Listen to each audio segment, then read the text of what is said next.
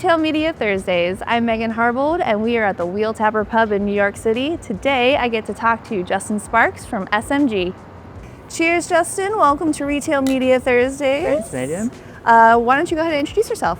My name is Justin Sparks. I'm the VP of Business Development at SMG, and so if you're not familiar with SMG, we've been an agency that services the retail media space. It's specifically kind of the operations side of retailers, as well as we have a media buying agency as well. And we've been in the UK market for the last 16 years, and over the last year and a half, 2 years, we've been opening up in North America. And my role is to help us find new clients, and specifically in the retail space and the retail media networks or commerce networks, and then work with the larger industry, whether that's Skai or Criteo or any of the main players in the space. Amazing. Well, thanks for being here. Why don't you give us a little insight into a peak of the week for yourself, personally or professionally? Sure. So I'll do two quick ones. So professionally, I was actually with Sarah from eMarketer, and she is forecasting that CPG will grow by 6% in terms of ad spend this year, which is good for all of us in this industry. Sort of good, right? Like, it's typically double digits, so it's actually lower than normal and lower than we've seen in the last few years. And so that to me is kind of telling of where consumers are, and we'll see kind of how that changes with a new administration and inflation coming down, and does that actually hold true or not? But I think that is my peak of the week, because I think that really tells us, like, look, if you're a retail media network going into 2025, you're gonna have to work extra hard to squeeze out budgets and make sure that you resonate with your suppliers and your brands and your agencies. So that's my professional peak of the week. My personal peak of the week is I'm heading out, as you know, right after this interview, and going down to meet some friends in South Carolina. So Greenville, South Carolina is, if you haven't been there, it's a beautiful little city, and it's a fun time, and we'll... That's awesome. Cheers to that, my friends. Cheers. All right, before we get started, where are we and why? So we are at the Wheel Tapper Pub. This is an institution in Midtown. I've been here many times before, a lot during March Madness season, because it's, as you can see, really can't cool. see if you're a viewer or listener, but it's cool. It's a big space. It's right near Grand Central, and so it's convenient, and we have this beautiful outdoor space, and some great Guinness. And some great Guinness, So it's all, old institution, old-fashioned pub. Amazing. Well, let's get started. You mentioned obviously working so closely with retailers at SMG. I'd love to hear maybe some of the key trends that have been really popping up over the last 12 months, and maybe like how have things shifted in the last year for you? Sure. Yeah, I think 2024 moved really, really quickly in terms of the retail media space.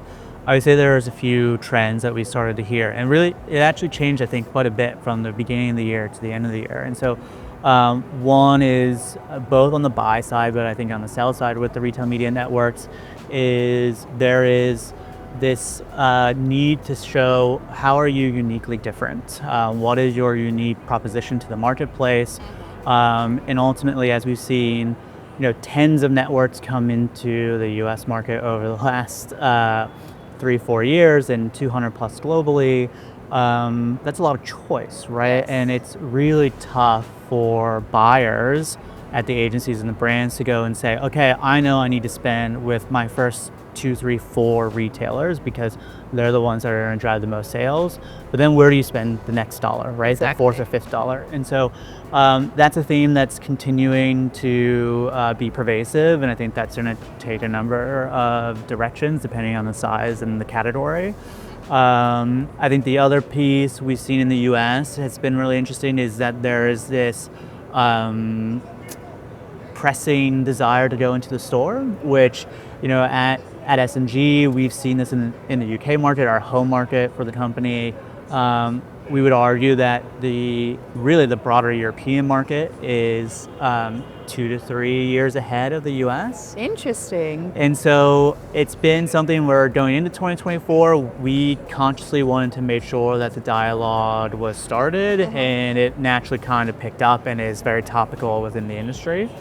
And then I think the last piece for me is, which I know we'll get to, is kind of talent, right? And how are these networks kind of building their propositions? Do they have the right people? You need to really invest into both sales, tech, and operations.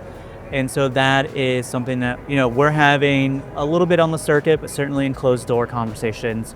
How can we support you in that pursuit, whether that is through kind of our core model of being end-to-end or through a staffing augmentation approach. And I think we're now starting to see that a lot of the networks that came out maybe 2, 3, 4 years ago are getting to the point of saying, okay, we are able to go and invest and continue to insource, or hey, we've learned that we do 2 things really well, but there are a couple other things that we don't do really well, and we need to figure out who can support us and kind of help us not lose momentum. Yeah, exactly, especially when the growth is not as accelerated as it was in the past, right? Yes. So let's talk about the talent question. I think the way you said it was a little different. We talk about it as people, partners, process. Yes. Same thing. Yes. But one of the most interesting facts that I've seen kind of out of one of our partners, Profitera, they do an e-commerce benchmark study. And there's just like this gap in, I'm a senior leader at a retail media network or at like a CPG, and I believe we've got the expert talent, the expertise, the know-how. You ask the hands-on keyboard, the practitioners are like, no, I have so much I still need. I need the enablement, the training, the access, the partners, the people. So maybe go into a little bit about this talent gap and how to actually truly staff properly. Yeah, it's a good question. It's a healthy problem for the industry to have. It means we're growing, right? So I think on the retailer side, I think there are 2 headwinds that are being faced by the retail media networks. One is you are losing talent to some of the bigger retail media networks, whether that's a Walmart or an Amazon or even just larger kind of tech and media providers, right?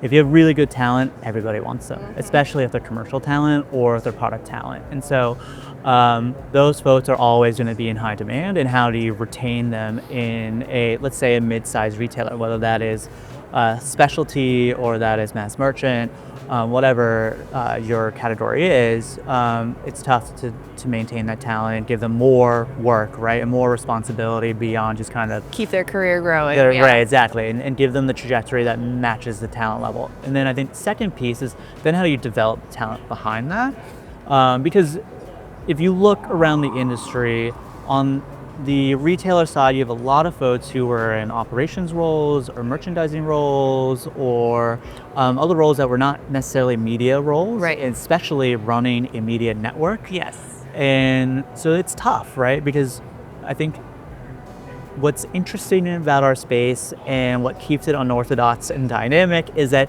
they're still retailers first, they're not publishers first. And so you are having to navigate, how do you work with your merchandising teams? How do you work with your suppliers? How do you work with your brand agencies who don't speak the same language that you do in terms of the media world? And then you look at the buy side, and I came through the same track, which is, and maybe a little more in terms of the world that you guys see all the time at Skai, is a lot of the buyers who are now in these kind of retail media and commerce roles started in search. Yeah. So in the US, we started with on-site sponsored products. That has been around for a decade plus. I was at Publicis before, then went to Criteo after the acquisition of HookLogic. And so it's been around for a while, and that's really kind of where the industry was built on top of, and it's still the dominating percentage of revenue in the industry in the US. But as you start to talk to the agencies, they don't know what to do if you're in agency trading desks. Like, it doesn't look like programmatic if you're going into offsite, and it doesn't operate the same as kind of their traditional programmatic pipes. And then you talk to the trade teams and the shopper teams, and so we can go on and on and on. But I think that is really the challenge for us as an industry, is to continue developing on both sides, the sell side and running and operating the networks, but also on the buy side, how do you make sure that talent is coming through and cohesive? And then ultimately, how are you building something that's unique that services the business needs and commercial needs for both? Yeah, again, coming back to that unique point, if you're on the sell side and you don't have the right talent and you don't understand the world of the buyer, how are you going to create a product that they actually are going to want to use, right? That's right. So yeah, this is a critical problem to solve, especially, and then add to this, again, not just the proliferation of how many networks there are, but you have, and that competition there, but you've got the more mature networks going upper funnel, going in-store, providing more and more transparency and data. For a lot of the like longer tail RMNs, like it's hard to kind of compete with that.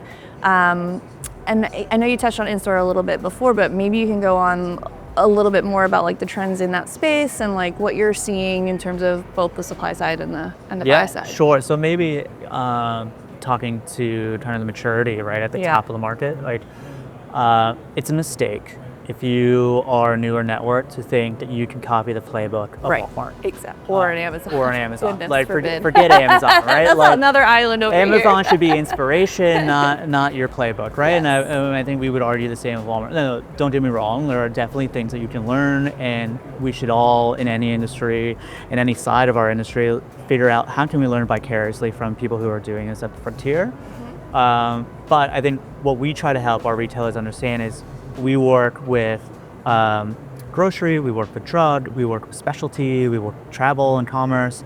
They're all very different businesses, and you have to understand what is the endemic strength of your business. And you know, we're in conversations right now with a couple of folks where they originally wanted to start with on-site sponsored products, and basically our feedback to them was, you could do that, but actually your store will be monetized much faster, and it's less of a lift, and you need to go through all this kind of development work on your site and kind of building out the e-commerce capabilities and the product feed and everything that comes with kind of running the sponsored product system. Ultimately for maybe low 7-figure revenue, right? Gross revenue. Like, is that actually worth the squeeze when you're starting in year one? So I think those are the things where we really try to take a very concerted effort to say, okay, retailer or finance or travel network A, B, or C, what do you do well? What have you built? Whether that's labeled and branded as a retail media network today, if you're already out of the gates, or if you are, what have you done? Or if you haven't, again, kind of what is your endemic strength, and how do we start and take a year one versus year 2, year 3 approach? And it's a really, really great framework to think about it. I think, yeah, people are in awe of the buying like the power of a Walmart and Amazon, and they're seeing that that's like a top tier 1, tier 2 retailer that's getting all the spend. But going back to your earlier comment about, okay, what's 4 and 5, brands still need to make that decision. And if you're looking for a differentiator, in-store is critical. That's now. Like, if you can figure that out now, you are like among those first movers and are going to provide very unique value to that buy side. Yeah, we couldn't agree more. And I think again, we're in conversations with a couple of folks who actually haven't launched a network, and we're saying to them, this is your chance to catch up on the market. Yeah. And you can have a really healthy business and a large profit pool right from the start because of the nature of kind of how you can mark up your inventory from a store perspective. Yeah. And I think that's the piece which is really exciting, I think, for me, because I actually stepped out of retail media for 3 years and went into kind of the mobile SSP space. And when I came back, at the time when I left, none of the retailers really wanted to share their data. Came back, now everyone's trying to share their data and kind of monetizing that because they needed to open up the walls and A, drive more traffic, subsidize the traffic to their sites, but B, also they realize, okay, this is an asset. Obviously, we need to make sure that it's closed off and we have protection of that data. But a lot of people have overlooked the store, and we're now starting to hear this over the last 9 months, maybe in 2024 as we go into 25. But if you are someone who is just launching a network or recently launched it, that's an opportunity for you to catch up. Yeah. And to your point, like, be more competitive and start to take share. Because at the end of the day, like, everyone, if you're not Amazon or Walmart, you're trying to take money from Amazon or Walmart. Exactly. So how can you compete and offer something different? Love it. And I think it's a really, really important call out too for the advertisers of the world. Like, get ready. This complexity is only going to continue to get more complex as the retailers and the publishers look for those new and unique ways to monetize their data. So yeah, like get ready, it's here, and you need to figure it out in your strategy, like now. Yeah, exactly. And it like in store's not the only channel, right? Like it's near dear to us, just given the nature of kind of our business and our heritage being in the UK. But Yeah. you're seeing people move into direct publisher deals, and obviously CTV's been a space that people are moving into. But Yeah. it's going to be really dynamic, and what is the right answer for one is not the right answer for somebody else. Yeah, yeah. And I think we were kind of talking about this a little off camera, but like right now it seems like there's just this appetite for testing and learning. And it's kind of interesting that everyone's like interested in dabbling. But again, like if you're the one who actually figures it out fastest, like there's a real advantage there, even as the advertiser, to like take advantage of some really, really increased reach. Yeah. Which, as you go up the funnel, is obviously the name of the game. So maybe let's pivot a little bit to a question around consolidation in our industry. Yeah. I think, the proliferation is still happening, but there's also a lot of consolidation at the same time, which is a little weird, but it's adding to the layers of complexity here. What are you seeing, and how are you helping in this journey that people are on? So I think it's interesting, right? We're in this space.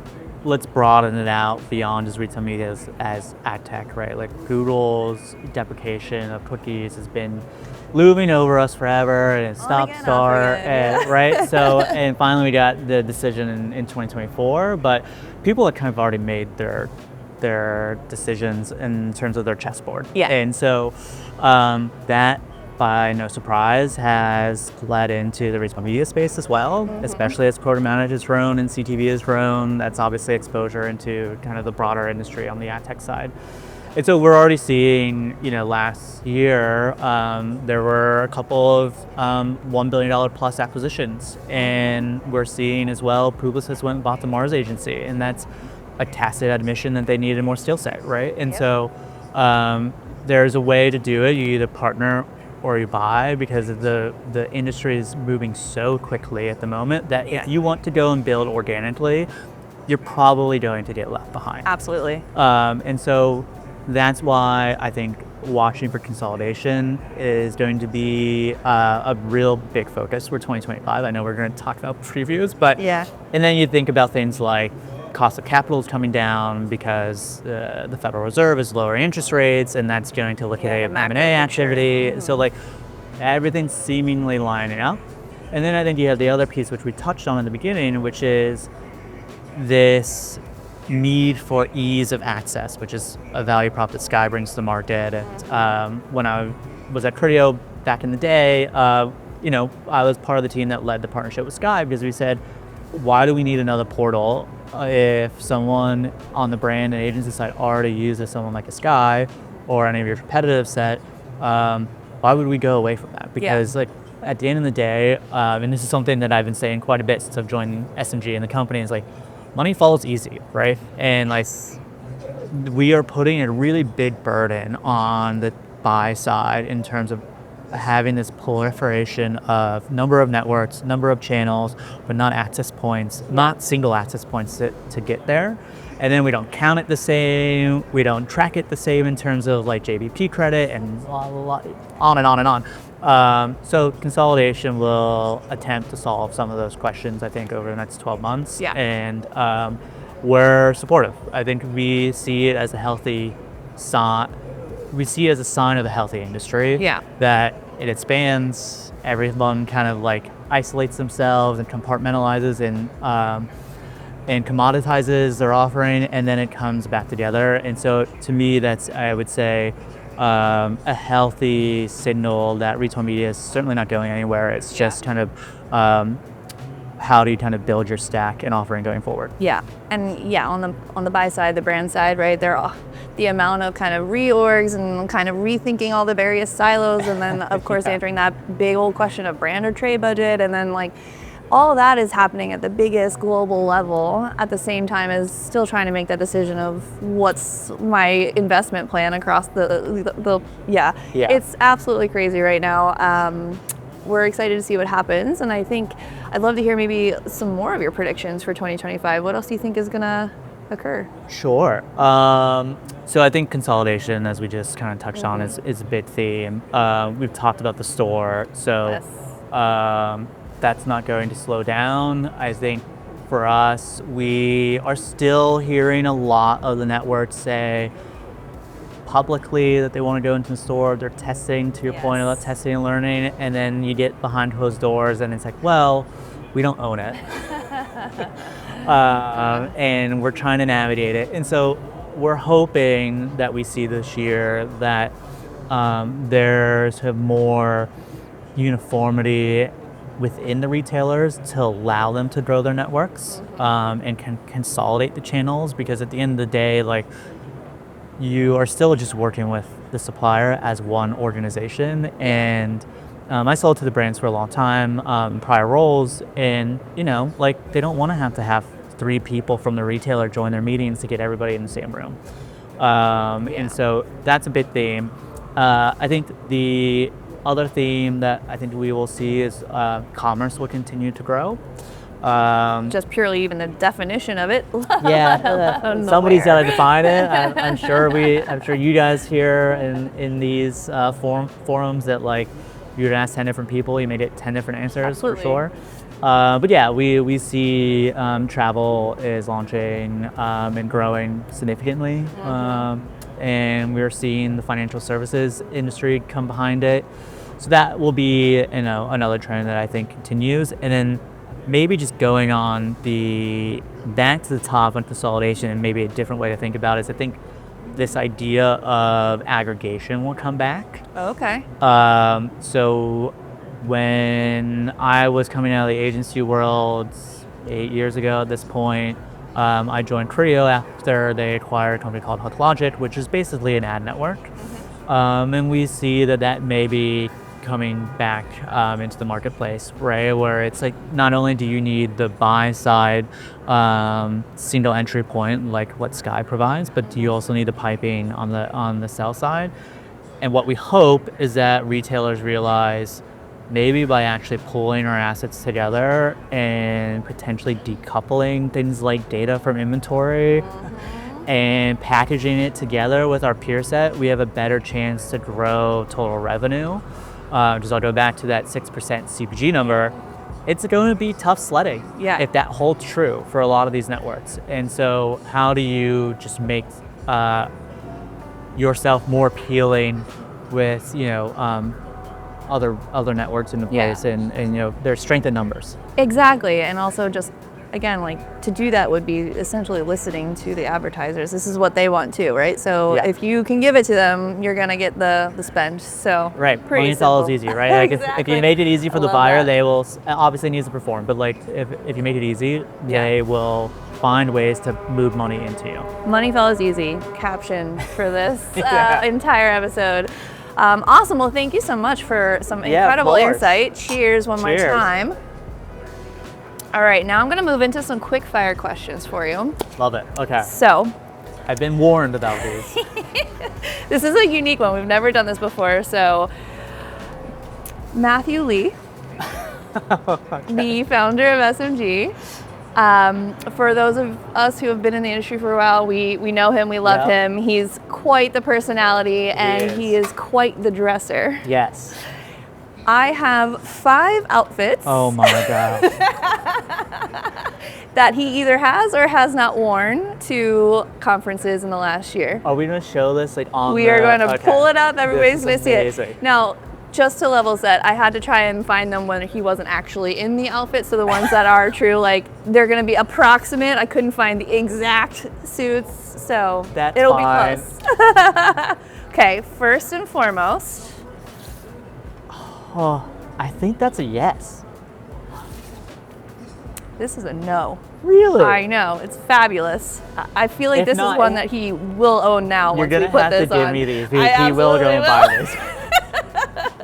Okay, number 2. The thing is all 5 that you're going to show me, I probably will say yes. I'm going to say no. That is correct. Okay. This is not one that we've seen him wear recently anyway. Lime green suit.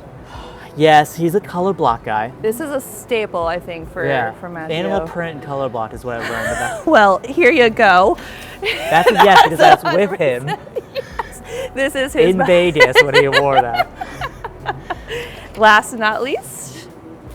I'm gonna say no. I'm gonna stick to he's color block and animal print, not floral. This is a yes. Really? Now, Okay. this is not the exact suit. It's an approximate. His flowers were a little bit bigger, but they had the pants and everything. It was glorious. I think I can plead the new guy card at SMG. I'm still under a year.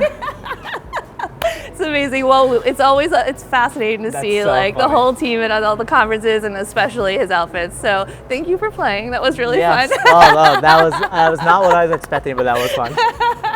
Amazing. Well, cheers one more time, my friend. Thanks for everything, and looking forward to this coming out and getting the reactions. Yeah, thanks for having us, and this was a lot of fun.